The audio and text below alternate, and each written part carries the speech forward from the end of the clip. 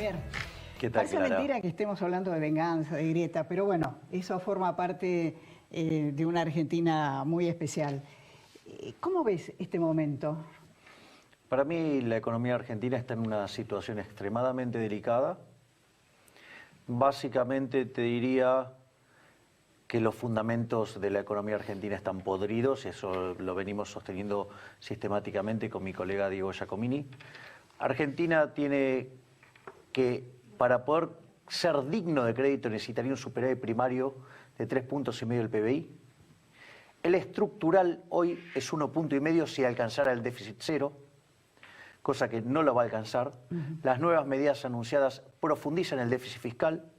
La descoordinación que se está produciendo con la escalada del dólar genera todo un desconcierto en el funcionamiento de precios, por ende no hay precios, con lo cual el nivel de actividad económica se va a derrumbar, con lo cual la recaudación se va a pulverizar, con lo cual vamos a estar muy lejos de cumplir con las metas.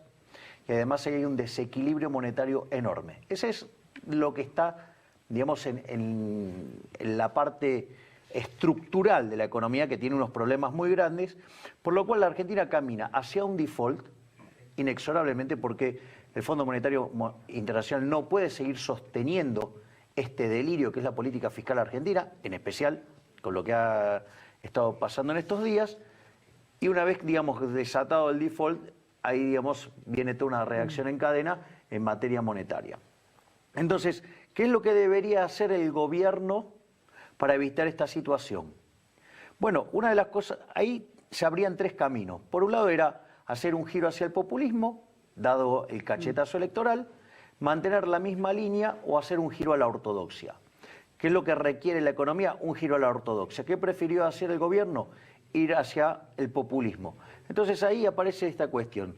La verdad que para comprar populismo de segunda marca, la gente va a preferir populismo de primera marca, o sea, el populismo premium.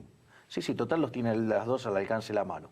Además hay otro problema, que aun cuando igualara la calidad del populismo premium, hay fidelidad de la marca. Ese es el primer punto. Seguir por el camino que venía, digamos, está claro que lo chocó, por ende, o sea, las decisiones que toma, ¿por qué no gira hacia la ortodoxia? Porque no le conviene electoralmente. Por lo tanto, digamos, si Macri muestra miserabilidad desde el lado político, ¿por qué le va a estar pidiendo a Alberto Fernández, que ni siquiera es presidente electo? O sea, es solamente un candidato que sacó una cantidad de votos enormes y sería un presidente virtual, que haga un esfuerzo. Porque la otra alternativa es... Lo que pasa es que yo creo que la Argentina es populista culturalmente. Bueno, ese es el eje central de todo este problema. Porque esto...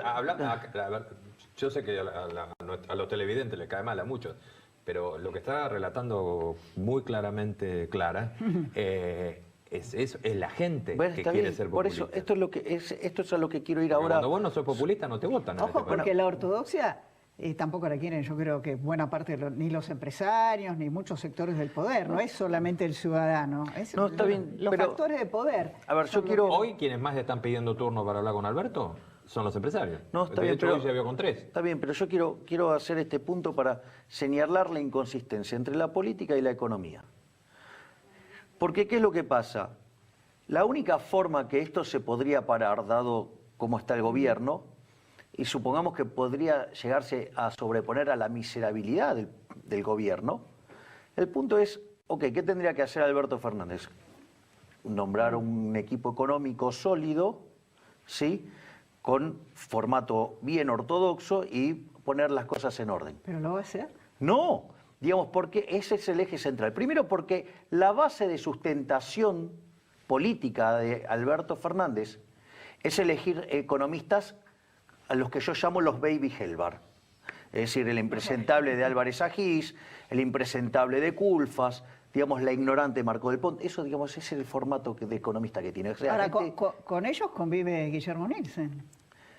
Yo no sé si convive. Ah, no sabes. O es otra línea. Sí, es otra línea. Bueno, sí, digo, sería la línea recomendable, pero parece que Alberto eligió por los del Grupo Callao, entre otras cosas. Ese es el primer punto, va contra su base de sustentación. Segundo, a Alberto Fernández les conviene que le explote en la cara esto a Macri. Yo digo, listo, entonces ya no le tiene ni que acusar, ya quedó en evidencia. Un segundo ahí, porque sobre eso yo te iba a preguntar. ¿Pero después no se le vuelve en contra? No, para nada. ¿El costo social de para esta nada. explosión lo va a pagar él? Para nada, todo lo contrario.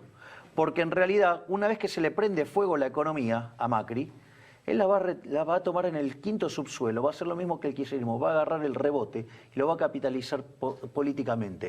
Es decir, lo que vos tenés que pensar es que los políticos no son gente de bien, son todo lo contrario. A ellos no les importa que esto le implique un daño enorme a la sociedad. A ellos lo único que les importa es el poder. Esa es la realidad. Y así obran, y así estamos. Y entonces ahora estamos justo al punto central al que le pegó Clara. Acá hay un problema cultural, además. Es decir, esta sociedad padece de síndrome de Estocolmo. Es decir, somos víctimas de un delirio, o sea, en el cual la gente está enamorada del nacionalsocialismo, cuya expresión en la teoría económica, digamos, es el keynesianismo. Argentina hizo keynesianismo de los últimos 118 años, 108. O sea, vivió con déficit fiscal y lo financió con emisión monetaria.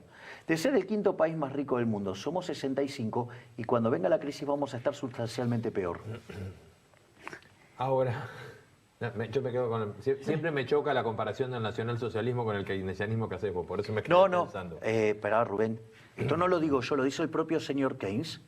En el prefacio de la edición en alemán, el señor Keynes le canta una oda a Hitler. Además de que era antisemita el señor Keynes, y entre otras cosas que tenía como grandes virtudes de admirador de los sistemas totalitarios. O te cuento, por ejemplo, cuando volvió de Rusia, él dijo que era el sistema ideal. Lástima que había sido aplicado con la violencia propia de los judíos. Ahora, volviendo a la... No, por eso, Keynes era Volviendo a la Argentina. chico no fácil.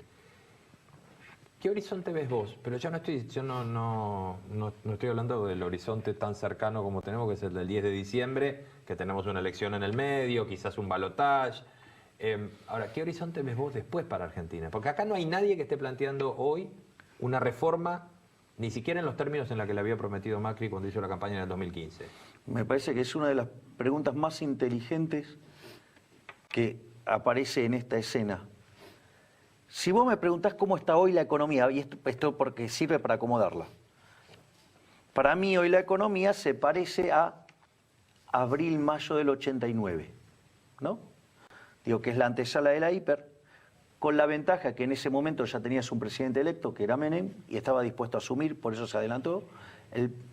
Pero, ¿qué es lo que combina esta crisis? Va a combinar lo peor del 89, es decir, una economía desbordada en lo monetario y por otro lado desbordada en lo fiscal, sí, y sin capacidad instalada, es decir, una economía que se había comido el capital. Argentina durante el kirchnerismo se comió el capital y además el default, o sea, el escenario 2001-2002. Pensemos que hoy el riesgo país en la parte corta de la curva es 4.500 puntos básicos. Ayer estaba en 7.000, lo que pasa que salió el gobierno y rescató algo, parte del Bonar 2020. Si no, digamos, el riesgo era en el bono corto 7.000. Entonces, ¿qué es lo que te vas a encontrar como economía? Una economía que se comió el capital y cuando se apliquen las medidas que, por ejemplo, dice Alberto Fernández que va a aplicar, el desequilibrio fiscal, en lugar de tener una brecha de 5 puntos, va a ser de 8, lo va a financiar con emisión monetaria, va a generar inflación, va a generar corrida contra el dólar. Entonces, ¿qué va a recurrir? Al control de capitales, a la represión financiera, al control de precios, ¿sí? Él dice que no va a Él hacer dice que nada no, de él dice eso. que va a hacer algo totalmente distinto. Bueno, entonces que explique, digamos, a sus economistas, porque recitan Helbar. Fíjate vos que por lo menos el dólar lo van a heredar bastante bien. Él dice que llegue hasta 60 me parece razonable. Bueno, eso dicen que lo tomó del impresentable de Álvarez Agis. Entonces yo voy a explicar- Lo había dicho ayer Alberto Agis en un Claro, por eso. seminario aquí yo, en el yo voy a centro de decir la bolsa. dos cosas al respecto. La primera es cómo se hace esta cuenta, cómo se suele hacer esta cuenta. Se considera un determinado tipo de cambio de equilibrio, ¿sí? Y eso después se lo ajusta por inflación local e internacional. El primer punto es, ¿quién te dijo que el tipo de cambio ese que estás tomando era de equilibrio? Primer punto. La respuesta más inteligente que pueden dar es, me lo dijo Dios. Tengo el celular de Dios, me lo dijo. La otra es, ¿las condiciones de oferta y demanda después de tantos años son exactamente las mismas? No.